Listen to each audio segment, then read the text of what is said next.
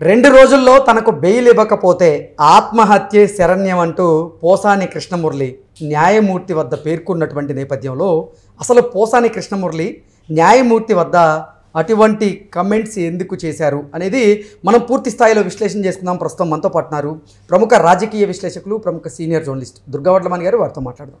దుర్గా, నమస్తే. నమస్తే అండి. 2 రోజుల్లో మీరు నాకు బెయిల్ ఇవ్వకపోతే ఆత్మహత్య శరణ్యం అంటూ పోసాని కృష్ణమురళి న్యాయమూర్తి వద్ద పేర్కొన్నటువంటి నేపథ్యంలో ఆయన అసలు న్యాయమూర్తి వద్ద అటువంటి కమెంట్లు చేయడానికి కారణం ఏంటి అంటే ఏం చెప్తారు? అంటే పోసాని ఊహించలేదు ఇన్ని కేసులు పెట్టారని కానీ, ఇలా తిప్పుతారని కానీ, ఇన్ని ఎదుర్కోవాల్సి వస్తుంది కానీ హీ నెవర్ ఎక్స్పెక్టెడ్.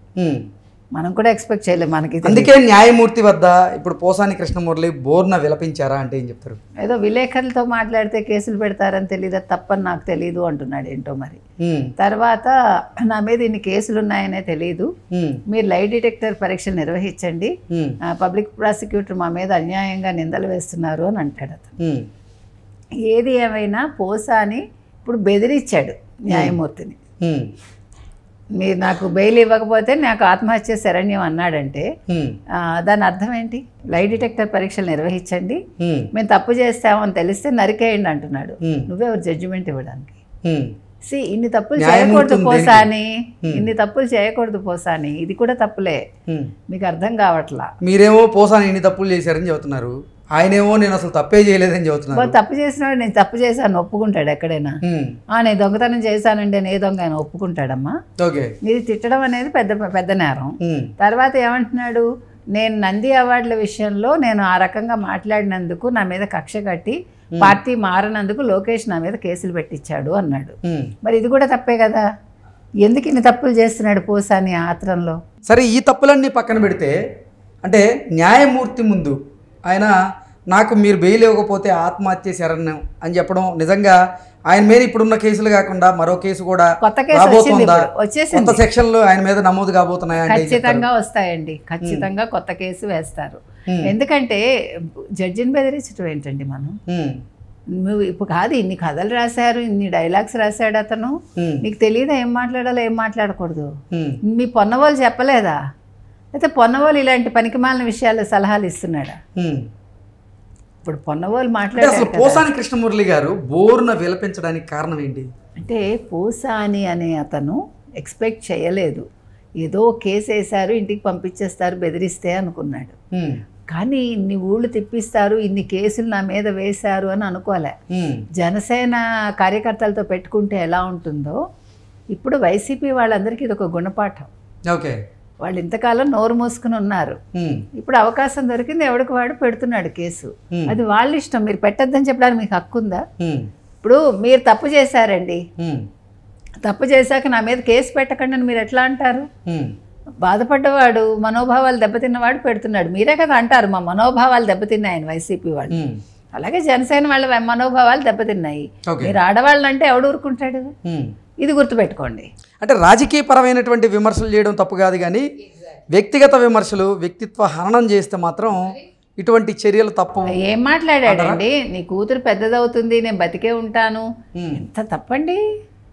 ఇప్పుడు నువ్వు డబ్బులు వచ్చేసాయి, నాకు ప్యాకేజ్ వచ్చేసింది, ప్యాకేజ్ వస్తోంది, వాళ్ళు మాట్లాడమన్నారు, నొల్లుపై తెలియకుండా మాట్లాడి అసలు ఎంత చూసారా? అది ఏ రకంగా అంటే ఏదో యాజ్ ఇఫ్ ఇతనికే ఏదో తప్పు జరిగిపోయినట్టు వీడియోలు చూస్తే మీరు జగన్మోహన్ రెడ్డి కోసం మాట్లాడుతున్నాను అనుకోవట్లా, సజ్జల కోసం మాట్లాడుతున్నాను అనుకోవట్లే, తనకి తనే జగన్మోహన్ రెడ్డి అనేసుకుని, తనకి తనే సజ్జలు అనేసుకుని, అదేదో వైసీపీ తన సొంత పార్టీ అనుకున్నట్టు మాట్లాడాడు. మీరు వీడియోలన్నీ చూడండి. అసలు ఒక 2-3 వీడియోస్ అయితే ఎంత అగ్రెసివ్గా ఎట్లా మాట్లాడాడంటే అవసరమా? మరి మాట్లాడినప్పుడు నీకు ఒళ్ళు తెలియలేదా? మీరందరూ 30 ఏళ్ళు ముందు పెట్టుకుని మాట్లాడారు. వాళ్ళ వీడియోలు మాట్లాడినప్పుడల్లా వాళ్ళ కళ్ళ ముందు 30 కనిపించింది. కానీ ఈ జైలు జీవితం కనిపించలా, ఈ ఊళ్ళు తిప్పడం కనిపించలేదు. కనిపించుంటే మాట్లాడి ఉన్నాడు. ఇప్పుడు మీకు అంతా అర్థమయ్యేసరికి అయిపోయింది. జడ్జి దగ్గర బోర్న పిలిపిస్తే బెయిల్ ఇచ్చి కనికరిస్తారు అనుకొని ఏమన్నా పోసాని కృష్ణమురళి డ్రామాలు ఆడుతున్నారా అంటే? అదే డ్రామాలు ఆడమని చెప్పుకుంటాడు అంటున్నాను కదా. పొన్నవాళ్ళకే ఇప్పుడు దిక్కు తోచట్లేదు, ఎందుకంటే అక్కడ జగన్మోహన్ రెడ్డి చంపేస్తాడు. ఇప్పుడు జగన్మోహన్ రెడ్డి ఆదేశాలతో పోసాని విషయంలో మేము విజయం సాధించాం, 111 సెక్షన్ వర్తించదని చెప్పారు ఇవాళ అని ఏదో చెప్పాడు కదా. నువ్వు ఏం చెప్పినా ఇప్పుడు జైల్లో ఉన్నాడు కదా. 41A నోటీసులు ఇవ్వండి అంటున్నాడు. మరి మీరు 308 పెట్టారు కదా గతంలో, ఎందుకు పెట్టారు మరి? ఇప్పుడు పోసాని కృష్ణమురళి బోర్న విలపించడం మీద కొంతమంది టీడీపీ కార్యకర్తలు, కొంతమంది నేతలు కూడా కమెంట్ చేస్తూ ఉన్నారు. మీకు ఈ మధ్యకాలంలో నటనకి గ్యాప్ వచ్చింది, మీరు నటించడంలో తప్పు లేదు, కానీ న్యాయమూర్తి ముందు నటించకండి అంటూ కమెంట్లు చేస్తున్నారు. అంటే నంది అవార్డు ఇవ్వరు మీకు, ఇప్పుడు నంది అవార్డ్స్ ఇవ్వట్లేదు, మీరు నటించకండి అంటున్నారేమో. అంతే కదా, ఎందుకంటే ఇప్పుడు గొడవ వచ్చిందే నంది అవార్డ్స్ దగ్గర కాబట్టి మళ్ళీ మీకు నంది అవార్డు ఇవ్వరు. నాకు 2 సార్లు స్టంట్ వేశారు, నేను 70 ఏళ్ల వాడిని, నువ్వు 70 ఏళ్ల వాడివి కాదు, నువ్వు చిన్నవాడివే ఇంకా. అంటే ఇప్పుడు అక్కడ వయసు పెంచుకుంటే నీకు బెయిల్ వచ్చేది. గొంతుకు సంబంధించి ఏదో నాకు ట్రీట్మెంట్ జరుగుతోంది అన్నాడు అతను. ఇక్కడ గుండె జబ్బు మర్చిపోయాడు ఇవాళ. నాకు గుండె జబ్బు అనే మాట వాడలేదు, స్టంట్లు అని అన్నాడు కానీ గుండె జబ్బు అని మర్చిపోయాడు. అంటే నిన్న స్క్రిప్ట్లో అది రాలేదు కాబట్టి ఇవాళ గుండెకే వేస్తారు కానీ మనకు తెలియదు. మరి మొన్న డాక్టర్స్ చూసి గుండె అంతా చాలా భద్రంగా ఉందని చెప్పారు. అంటే పోసాని గుండెకి ఏం కాలేదు, గుండె భద్రంగా ఉందని చెప్పారు. మరి ఈయన ఎందుకు దాన్ని పదే పదే పదే చెప్తున్నాడో తెలియదు. ఇంకొకటి, పోసాని భార్య మళ్ళీ ఎక్కడ కనిపించట్లేదు. అక్కడ వల్లభనేని వంశీ గారి భార్య కూడా కనిపించట్లేదు. అంటే జగన్మోహన్ రెడ్డి ఏమిటి అనేది వీళ్ళకి ఇంకా రాను రాను ఇంకా అర్థమవుతుంది. అంటే ఏం చేయిస్తాడు, ఎలా చేస్తాడు, ఎలా జగన్మోహన్ రెడ్డి అవసరానికి వాడుకొని అవసరం తీరాక వాళ్ళని పండించుకోవట్లేదు అంటారా? ఖచ్చితంగా. నిన్న బోరుగడ్డ 2 సార్లు జగన్మోహన్ రెడ్డి గారే నన్ను కాపాడాలి, నన్ను కేసులోంచి బయట పడేయాలి అని సెల్ఫీ వీడియోలో చెప్పాడు కదా 2 సార్లు. జగనన్న మనిషినని ఇప్పుడు కూటమి ప్రభుత్వం నా మీద కక్ష సాధిస్తుంది అన్నాడు కానీ జగన్మోహన్ రెడ్డి హెల్ప్ చేస్తున్నాడని అంటలే, చెయ్యాలని అడుగుతున్నాడు.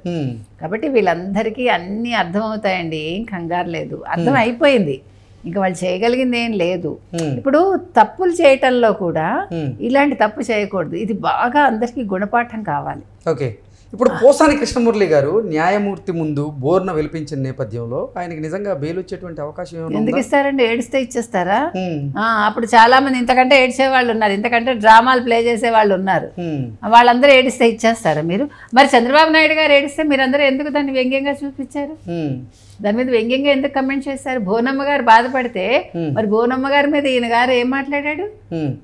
వైసీపీ వాళ్ళ భావోద్వేగాలు కానీ మిగతా వాళ్ళవి కాదంటారు. అవన్నీ కాదు, అవన్నీ వాళ్ళు వ్యంగ్యంగా మాట్లాడుకోవటానికి పనికొస్తాయి అవన్నీ. కాబట్టి కర్మ రిటర్న్స్ అండి, ఏం వరీ లేదు.